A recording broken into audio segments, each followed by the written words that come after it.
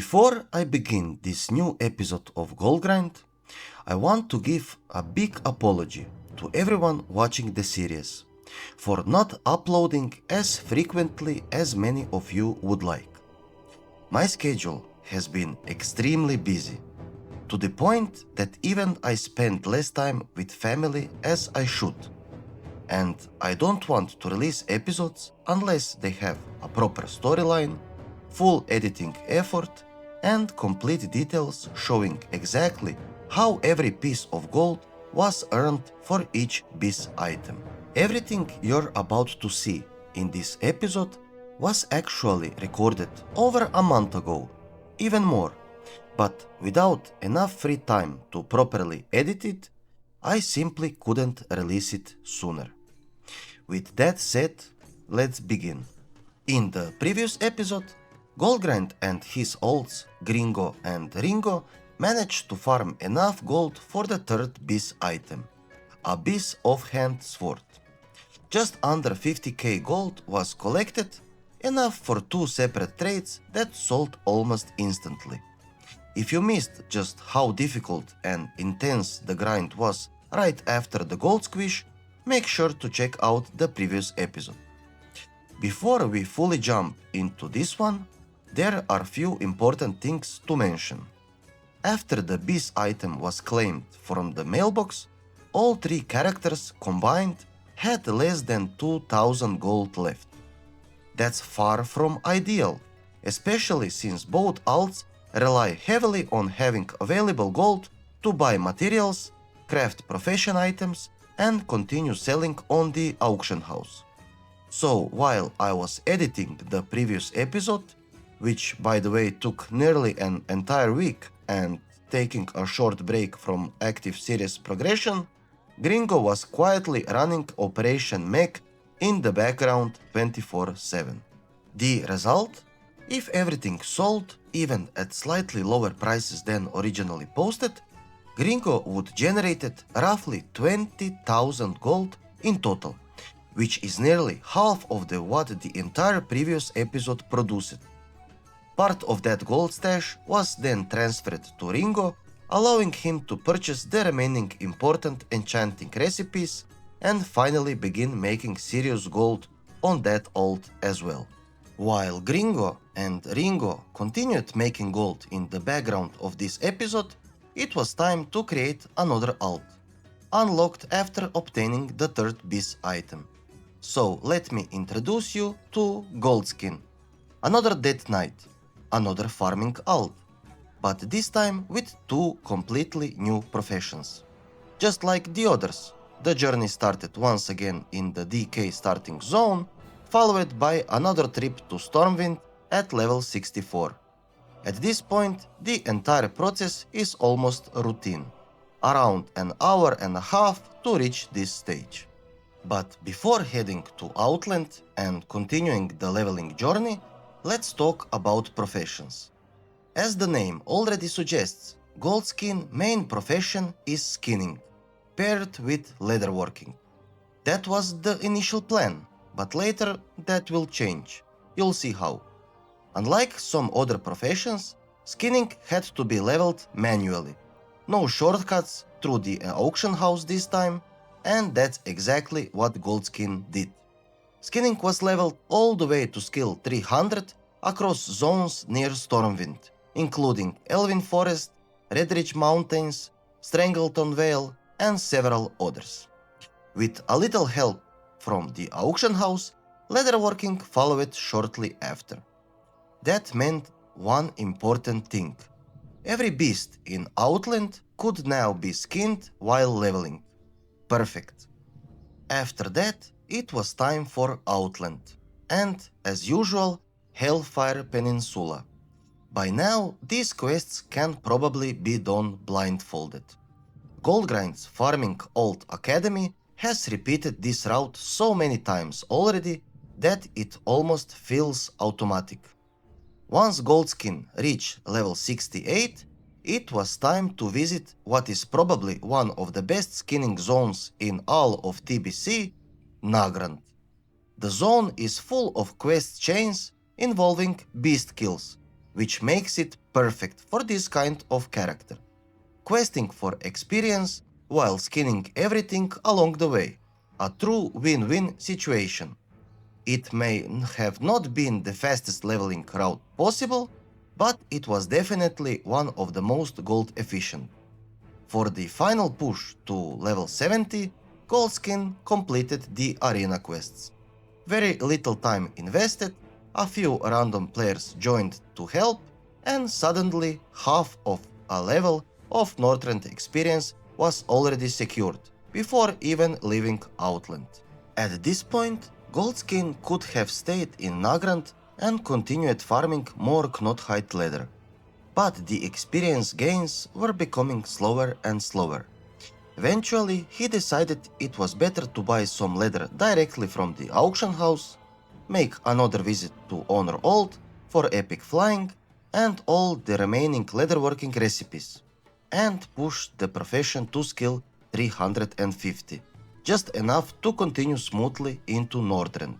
After collecting a few minor auction house sales, GoldSkin sent 1000 gold to Goldgrind for cold weather flying, allowing him to use a flying mount immediately upon arriving in Northrend. Most of the gold generated by Gringo and Ringo was now being invested into GoldSkin. Originally, this character was planned to become a true skinning master, but by the end of the episode, you'll see that things take a very different direction.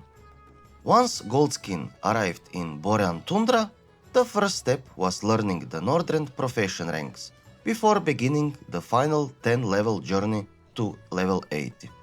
Now, I'll speed things up a bit, because I'm pretty sure everyone watching is already familiar with the quests in Borean Tundra by now. The zone itself is decent for skinning, but definitely not the best.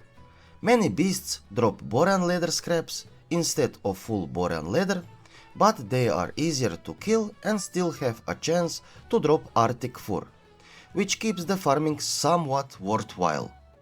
The plan was simple and straightforward. Complete quests and skin as many mobs as possible along the way. Death Knight is not a bad class for this type of farming, but there are definitely a few classes that perform much better for this kind of job. The zone also comes with its disadvantages: high player population, constant competition, and plenty of gankers who can one-shot you out of nowhere. At level 75, GoldSkin bags were almost completely full of materials, random items and trash loot, so it was time for a quick stop in town. First, a visit to the trainer for new spell ranks, followed by some much needed bag management. A quick trip to the auction house came next, because every piece of gold matters. One's player trash can easily become another player's fortune, just like in real life. After that, it was straight back to Borean Tundra to continue the leveling journey all the way to level 78. During this part of the grind, cold weather flying really started to pay off. And since GoldSkin had already completed plenty of quests in Coldara, it only made sense to run the dungeon as well. Not only for the dungeon quests and item upgrades, but also because many of the mobs inside could be skinned. After a very smooth and fast dungeon run, only one more quest was needed to reach level 78, and that final push was completed almost instantly. You can see GoldSkin once again learning new spell ranks, because fighting mobs with outdated abilities, especially as a tank with weak gear, becomes painfully slow. GoldSkin even invested a small amount of gold into a few gear upgrades, knowing they would definitely be needed for the next zone. Then it was time for a portal to Dalaran and a trip straight to Zuldrak for another arena quest chain weapon upgrade. This time I actually asked in the global channel for help from a few geared players, and before long a full group of 5 was formed. Roughly 10 minutes later, GoldSkin walked away with a weapon upgrade, a decent amount of experience, and some extra gold as well. Before starting the final leveling push, it was time for a quick check on the auction house sales. As expected, not much had sold, but at least we tried. I actually have a small rule when it comes to random world drop items. I try to sell each one twice on the auction house.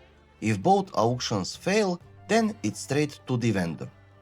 After that, GoldSkin moved to another skinning hotspot, Sholozar Basin. The zone is much smaller than Borean Tundra, but very similar to Nagrand in one important way. There are tons of quests involving beast kills, and even more importantly, plenty of unskinned mobs left behind by other players. Of course, there was also a huge amount of PvP happening there, and I mean a lot. Definitely not the ideal environment for an undergeared character below level 80. But honestly, that's the reality of almost every zone with strong farming potential. Eventually, GoldSkin reached level 80. So now he was finally ready to start making gold with skinning, right? Well, not yet. Another visit to the trainer for max spells came first. And then every single piece of Borean leather collected during leveling was invested into leatherworking. That pushed the profession to almost skill 400. But there was still a long way to go. Every remaining piece of gold was then invested into glyphs and cheap Borean leather from the auction house to speed up leatherworking even further, while also trying to generate some profit along the way. A large part of that investment also went into crafting at least one item of every useful red leatherworking item for fresh leather and male players. The idea was simple: keep one of the each crafted item listed on the auction house, and whenever one sold, craft another and repost it. To get this operation started, Gringo and Ringo contributed roughly another 5,000 gold combined. Not every recipe has been unlocked yet, including several important Trial of the Crusaders patterns, but GoldSkin would eventually get there. Just for reference, here you can see how fast GoldSkin was actually skinning mobs. First, I tried farming a bit in Storm Peaks, not very efficient. Then Zuldrak, still pretty slow. After that, I moved to Grizzly Hills, where the beast packs looked much more promising. But there was still one major problem. GoldSkin was simply too undergeared. Mobs were taking forever to kill, and skinning them afterwards also felt slow. At that point, I didn't want to invest even more time and playtime into a character generating such low gold per minute. And honestly, before even creating this alt, my original plan was to make GoldSkin primarily a skinning character, with leatherworking as secondary support. But in reality, that would also mean gearing up this alt properly. And gear costs either gold or time, which is basically gold as well. The more I tested it, the more obvious it became that herbalism and mining generates significantly more gold per hour than skinning on a low geared character. So instead, I decided to change the strategy completely. I invested a bit more gold into GoldSkin and started buying every piece of Borean leather listed below 2 gold each on the auction house. Eventually, all the important recipes were purchased as well, and GoldSkin shifted from being a farming character into a full crafting and reposting leatherworking alt. In the end, there was no need to spend huge amounts of time or gold fully gearing this character. It simply wasn't worth it for the role I originally planned. But sometimes that's just how these experiments go. On the other hand, Gringo was still busy doing all kinds of gold making activities. At one point, he even tried flipping Ice Thorn on the auction house, although most of it eventually ended up getting milled anyway. Ringo, however, still wasn't having much success. In many cases, BiS crystals were simply too expensive, which meant there were days where this alt barely generated any profit at all. But eventually, things started getting a bit more entertaining. I purchased a two-handed weapon from the Warman store, using points so Goldgrind could finally deal decent damage in RDF. After gaming and enchanting both weapons, the BiS offhand from the previous episode and the newly purchased sword, Goldgrind became much more enjoyable to play. From that point on, Goldgrind had two main objectives. The first one was farming herbs and ores, as always, and the second one was running RDFs in the background while farming. Mostly for fun, honestly, not because gear was truly needed. In the end, every single item slot on this character will eventually become BiS by the time this series is finished anyway. Now, instead of making this video way too long by going through every recorded clip, and honestly, we're still not even halfway through all the footage, let me summarize what each character was doing and how much gold they managed to generate by the end of the episode. Let's start with Ringo's statistics. Once again, Ringo ended up being the weakest gold making alt. Selling enchants turned out to be very slow, highly competitive, and the profit margins were extremely low.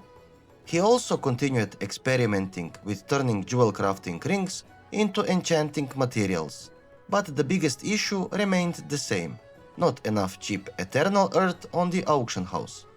There was slightly more success with prospecting Saronite ore, but that method also depends heavily on finding cheap ore available for purchase. By the end of the episode, Ringo managed to accumulate a little over 5,000 gold in total, while keeping around 2,000 gold reserved to continue operating in the next episode. GoldSkin was selling almost everything valuable that leatherworking could produce. Leather and mail gear sets, leg enchants, Trial of the Crusader crafts, cloaks, drums of forgotten kings. If leatherworking could make it, GoldSkin was crafting and selling it. The downside, however, is that there were definitely a few suspicious players on the auction house who looked very much like bots, constantly undercutting items almost instantly.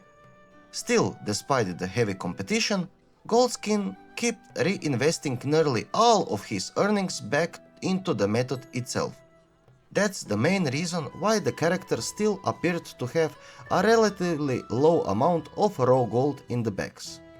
Even though it might look like he's only have a little under 2,000 gold in his bags, the real value is sitting on the auction house.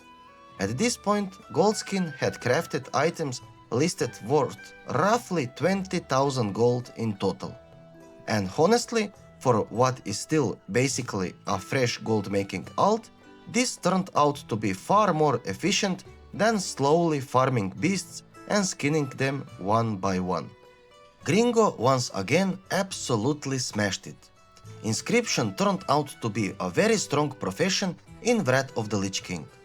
Gringo was constantly selling scrolls, vellums, stamina buffs, epic offhands, and even potions whenever the crafting materials were available at reasonable prices. And because most inscription crafts are consumables, the demand stays fairly constant. All of those items sell in decent quantities every single day. Of course, there is still competition on the auction house, but compared to something like GoldSkin's leatherworking crafts, these items are much easier and faster to sell. By the end of the episode, Gringo had generated very close to 30,000 gold in total. After transferring a portion of that gold to Goldgrind, he was once again left with only around 2,000 gold in his bags. But it's important to remember that Gringo still had plenty of crafting materials stored in his bags and a large numbers of items actively listed on the auction house, so the actual value was significantly higher than the raw gold amount suggests. And finally, Goldgrind. Farming herbs and ores was becoming harder every single day. All the hotspot zones were packed with players, and even worse, full of farming bots everywhere. Still, with enough time invested, the bags slowly kept filling up with valuable materials. What actually made this type of farming fun were the RDFs runs happening in the background. And some people might think RDFs don't really help with making gold. That's not true at all. Every day after completing the first random dungeon for the bonus rewards emblems, I specifically queued for POS, FOS and HOR. Not because the gear upgrades were needed, those epics looked nice, sure, but that wasn't the real goal. I was farming for one thing only: Battered Hilt. And after around 3 days of RDF runs, it finally dropped. And guess what? I won the role. Hell yeah. Between the constant farming, dungeon runs, and nearly full bags of herbs and ores by the end of each session, all of which sold very quickly on the auction house, Goldgrind managed to generate roughly 15,000 gold during this episode alone. So once everything was transferred to Goldgrind, there was roughly 45,000 gold ready for the usual 2 Warman trades. Both of them sold pretty quickly, and there was only one thing left to do to finish this episode: purchase another BiS item from the Warman store. Since you voted for the next upgrade to be one of the warrior tire set pieces, the best choice from Goldgrind's current gear was the helm. Once it was purchased, Goldgrind climbed to nearly 5,000 gear score, with very few RDF runs, not a single raid completed, and purely through farming massive amounts of gold.